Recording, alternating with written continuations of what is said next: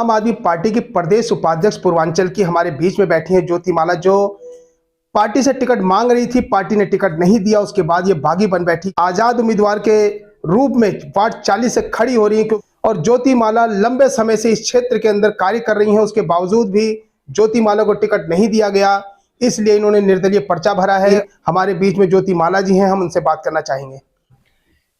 ज्योति जी, आप आम आदमी पार्टी के कर्मठ कार्यकर्ता रही हैं, प्रदेश के अंदर पूर्वांचल के अंदर उपाध्यक्ष रही हैं। आपने टिकट मांगा लेकिन पार्टी ने आपको नकार दिया, क्या वजह है? शायद पार्टी का जो मानदंड होगा प्रत्याशी चुनने का, उस मानदंड में मैं पूर्ण नहीं उतरी होंगी, मुझे ऐसा लगता है, तभी पार्टी ने मुझे टिकट नहीं दिया। लेकिन मुझे ऐसा लगता है कि हमारी पार्टी शुरू से ही रेफरेंडम कराने में बहुत ही विश्वास करती थी। एक बार अगर वो रेफरेंडम ही ले लेती सारे मतलब किराड़ी वासियों का, या बोल देती कि यहाँ पे महिला प्रत्याशी के रूप में अगर कोई उम्मीदवार हो सकती हैं तो वो कौन हो सकती हैं, तो वैसी कंडीशन में अगर मेरा नाम नहीं आता तो मुझे ऐसा लगता है, क्योंकि ममता जी को तो हमने कभी देखा भी नहीं यहाँ पे, जिनको पार्टी ने टिकट दिया है। और जहाँ तक मुझे पता है कि वो किराड़ी में रहती भी नहीं है, उत्तम नगर में रहती हैं। और मुझे ऐसा लगा कि मैं महिलाओं, हालांकि मैं पहले तैयार नहीं थी चुनाव लड़ने के लिए, बाकी हमारी महिलाओं ने, हमारे जो साथी थे उन लोगों ने कहा कि अब अपने अधिकार के लिए जब लड़ाई नहीं लड़ सकती हैं, आप महिलाओं की लड़ाई लड़ती हैं तो कैसे लड़ेंगी आप। तो मुझे ऐसा लगा कि नहीं, मुझे और मैं अपने आप को ऐसा लगता था कि मैं ही यहाँ पे डिजर्व करती हूँ एक महिला प्रत्याशी के रूप में, और हमारे लोगों का सपोर्ट भी मिला, इस वजह से मैंने यहाँ पे पर्चा भरा है एज ए निर्दलीय प्रत्याशी के रूप में। और मुझे टॉर्च का सिंबल आज चुनाव आयोग ने दिया है। अभी मैं कंझावला से ही आ रही हूँ। कितने वर्षों से आप पार्टी में हैं और आपने पार्टी को कितना समय दिया? मैं तो पूरी तरह से सब कुछ छोड़कर, मैं तो M.Pharm बाकायदे पढ़ी हुई हूँ, और मेरे को सरकारी नौकरी भी मिली थी इसी फील्ड में, परंतु मैंने उस नौकरी को तिलांजलि देकर पूरी तरह से पार्टी में ही हूँ। और जब पार्टी की स्थापना हुई थी उससे पहले भी अन्ना मोमेंट में भी मैंने 10 दिनों का, जब उन्होंने 25 मंत्रियों के खिलाफ अनशन हुआ था, उसमें मैंने उनके साथ अनशन भी किया था। बाद में भी एक बार बिहार में अनशन हुआ था, जो निर्भय वो कांड था जहाँ पे आप बालिका गृह, जो मुजफ्फरपुर कांड का था। तो पार्टी से मैं पूरी तरह से शुरू से ही जुड़ी हुई हूँ, और पूरी तरह से 24 घंटे में पार्टी के लिए काम करती हूँ। पार्टी ने आपको अनदेखी क्यों किया? क्या कोई वजह आपके बीच में या पार्टी के बीच में कभी कोई तनाव रहा हो? नहीं, ऐसी तो कोई तनाव, मुझे तो अंतिम के लास्ट तक मुझे ये पता था कि मुझे पार्टी से, जो पूर्वांचल की ओर से भी और लोगों ने भी मुझे मतलब जो पार्टी के नेतृत्व से भी संकेत था कि मुझे तैयारी करने की बात कही गई थी, और मैं तैयारी ही कर रही थी यहाँ पे।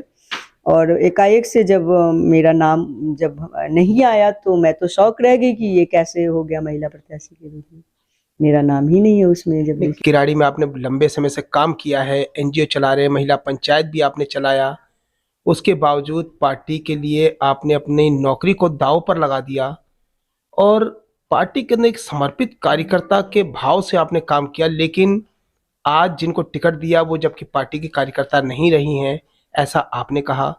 और दूसरी बात, ये पार्टी ने आपको काम करने के लिए कहा कि जाइए काम करिए, हम टिकट आपकी फाइनल है, लेकिन ऐन वक्त पे टिकट काट दिया। इसको लेकर मैं आपसे 2 बातें और जानना चाहूँगा। मुझे ऐसा लगता है कि ऐन वक्त पे कुछ ऐसा हुआ होगा, मुझे जहाँ तक डीलिंग की बात आ रही है, क्योंकि सर्वे में भी, जैसा हम विधायक जी से भी, स्थानीय विधायक से भी मिले थे, तो उन्होंने कहा था कि ह्यूज डिफरेंस है। दीपक गुप्ता जी जिनकी बात आ रही थी, उनकी वाइफ की बात आ रही थी कि उनका सर्वे में कहीं दूर दूर तक नाम नहीं है, बहुत दूर तक है, वो पीछे हैं।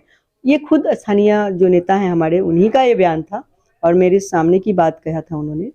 और एकाएक से उनका नाम आ जाना, अगर मतलब मैं एक बार सोचती कि कोई और जो यहाँ का चेहरा होता उसकी नाम देते, तो मैं सोचती कि हो सकता है वो उनका सर्वे में नाम आया हो एकाएक से।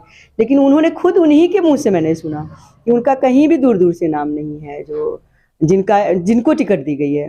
तो कुछ तो ऐसी बात होगी जो मतलब जो हमारे अंदर वो गुण नहीं होगा, जो उनके अंदर होगा, उस गुण की वजह से उन्हें टिकट मिली होगी।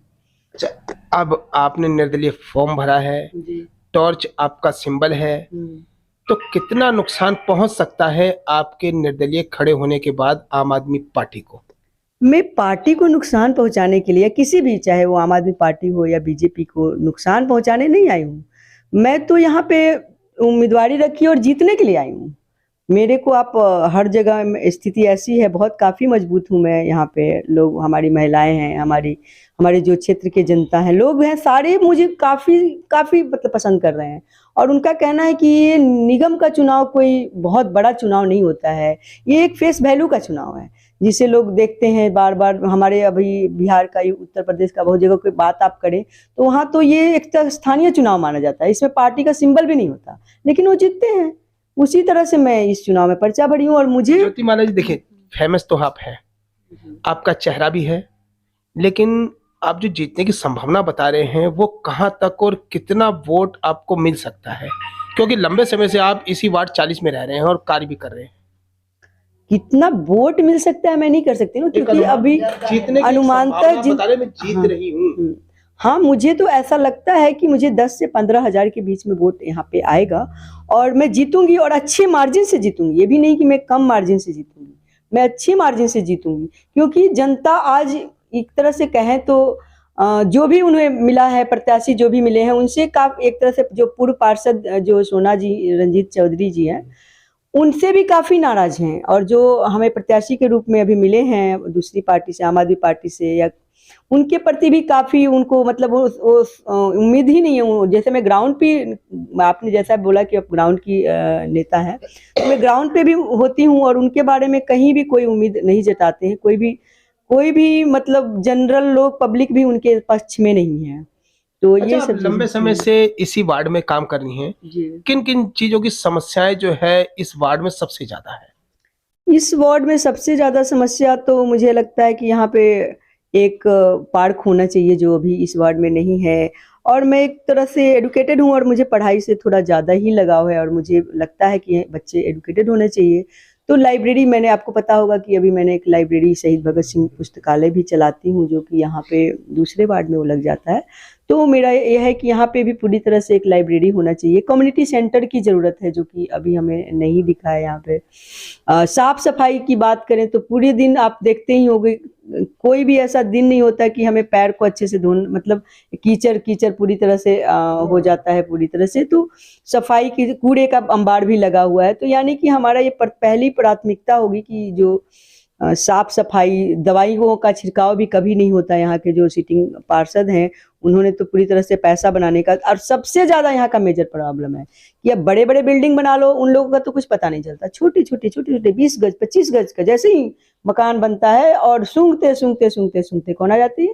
पुलिस वाले, एमसीडी वाले पहुंच जाएंगे और पैसा की उगाही होता है। और वो अगर हम बात करें ज्योति जी आपके जीत या हार की, तो आपने कहा मैं जीत रही हूँ। बिल्कुल। अगर आप जीत रहे हो और जीतने के बाद जो आपने अभी बताया कमियां, इनको क्या आप दूर कर पाएंगे? बिल्कुल। मेरा सबसे पहले, मैं आपको अब कल मैं लाइव भी आई थी, उसमें बताया था मैंने लोगों को कि देखिए, मेरा कोई प्रोफेशन नहीं है सोशल वर्क। मैंने एक तरह से चॉइस चुना था ये। मैं पढ़ी लिखी हूँ और मैं नौकरी भी कर सकती थी, लेकिन मैं रालेगंज सिद्धि गई थी, एक फकीर को मैंने देखा, अन्ना हजारों को। वहाँ पे उन्होंने गाँव को एक तरह से ऐसा बना रखा था, जो एक तरह से वैसा गाँव आप इमेजिन भी नहीं कर सकते अपने देश के अंदर। तो उसी समय से मेरे अंदर एक जुनून था कि मैं भी समाज के लिए काम करूंगी, और आज आप करती भी हूँ। यहाँ भी आपको दिख रहा होगा, कोरोना काल हो या ऐसे भी हो, किसी के राशन पेंशन, महिलाओं के जो भी कोई दिक्कतें हो, या फिर किसी को, अभी मैंने कुछ जो महिलाएं, जो कई महिलाएं थी जिनके पति का डेथ हो गया था कोरोना काल में, उन कितने सारे सैकड़ों महिलाओं को हमने रेडी दी कि ताकि वो बिजनेस कर सके। वो पढ़ी लिखी भी नहीं थी, उनको हमने आर्थिक मदद की, उनको जो भी लाइट बटखड़े, जो भी ज़रूरत थी, वो सारी चीज़ें हमने प्रोवाइड की। और मैं पूरी तरह से लगी रहती हूँ 24 घंटे। आप मुझे देखिएगा कि मैं पैदल ही मार्च करती हूँ, मैं कोई गाड़ी से नहीं चलती।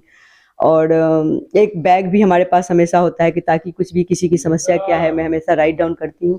तो ये एक मेरी यहाँ की ये इस वजह से है क्योंकि मेरे अंदर जुनून है काम करने की।